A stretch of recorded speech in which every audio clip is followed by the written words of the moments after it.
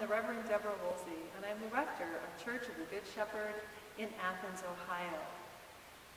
And during this time of social distancing, of trying to stay at home, and looking for ways that we can connect with each other and kind of process together what this unprecedented time in our lives and the history of our country really is and our part in it, I'm wanting to share a reflection with you.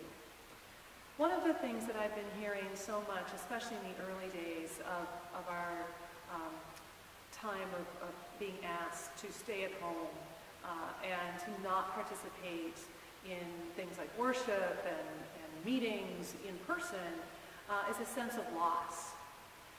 And that's completely understandable. And as I hear about all this loss, I wanted to share with you a time when I lost something that was important to me, but it ended up being a time when I gained so much more and realized that what I had lost was really my own sense of smallness. And the thing that I lost was this. This is the very first Book of Common Prayer that I was ever given. And in the Episcopal Church, the Book of Common Prayer is a very important tool for us. Pretty much every church service and home prayer service that we do is in here. So is our history and some of the tenets of our belief are all in this little book. And I was given this book when I was 6 or 7 years old and made my very first communion, received communion for the first time. So it was very special for me. And it was the prayer book that I used then and throughout my life as I was growing. And I took it with me everywhere, as you might be able to tell from the cover. I took it whenever I went on trips. I took it to church camp. When I did youth events, this is the prayer book that always went with me. And of course, when I went to college, I took it with me. And when I had surgery when I was a teenager, I was very scared. This was the prayer book that I prayed with, and of course took this book with me when I had to go to the hospital. So it was very much a part of my life. And I didn't realize that it was so much a part of my life, it had made my prayer life very small. And I didn't realize that until the day I couldn't find it. Now, throughout my life, it's not like I was super pious and was using this every day like I'm supposed to. I would go through periods where I wasn't doing daily prayer, but I prided myself on when I needed my prayer book or wanted it, I always knew where it was, even if I hadn't used it for a long time. So imagine my shock when I went to go get it one day, and this was in my mid-20s. I was not yet a priest, and I couldn't find it. It wasn't where it was supposed to be. And I, tore my room apart, my bedroom apart, couldn't find it, tore the house apart, couldn't find it, looked in my car, had no idea where it was. First time in my life that had ever happened. Now, the funny thing is at the time I was living with my parents and my younger sister, and there was no shortage of prayer books in the house. Same book, but not the one, this one.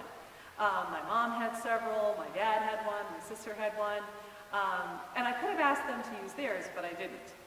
I even checked in the church office because I was director of Christian formation for my parish, and I couldn't find it there. And the nice rector gave me a prayer book from the church, but I was so stubborn I wouldn't use it because it wasn't this one. It wasn't the one that had been with me my whole life. And as a result of my stubbornness and refusal to use the resources that I had around me, my prayer life kind of changed dramatically. And I did kind of more just prayers of talking to God, but I found I really missed some kind of structure. At the time, I also worked at an independent bookstore and had at my fingertips lists and lists of books from publishers all over the country and all over the world.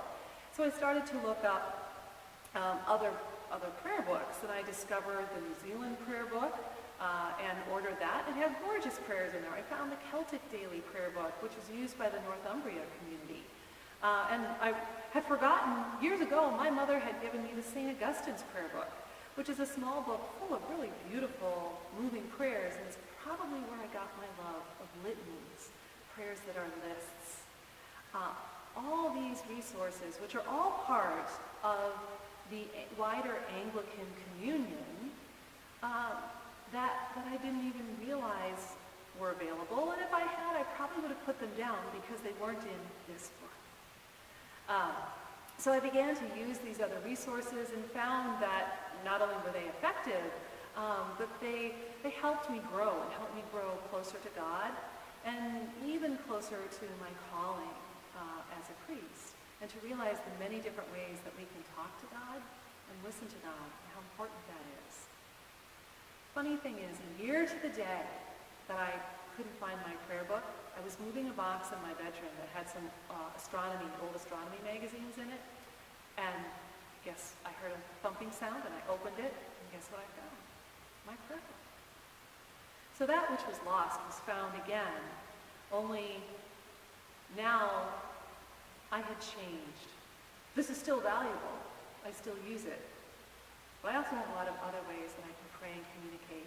Ways that I never would have found, probably, if this hadn't been lost. So it's okay to feel that sadness of loss, but at the same time, it's okay to look around and see what other opportunities to learn and to grow there are.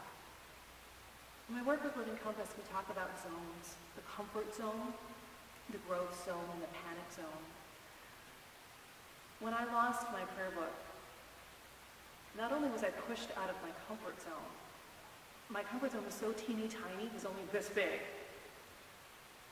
I wasn't able to see the other forms of support and the ways God was present. Because I went to the panic zone, which didn't look like freaking out and hoarding.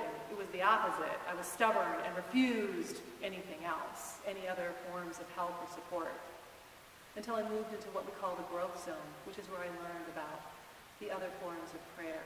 And it's also where I grew closer to my calling, and as a result, that comfort zone is bigger than it was before.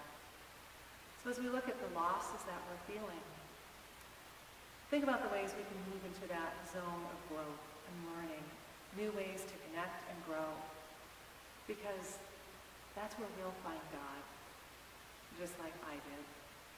Not just when I lost, but when I found my Book of Common Prayer. I encourage you all, happy journey.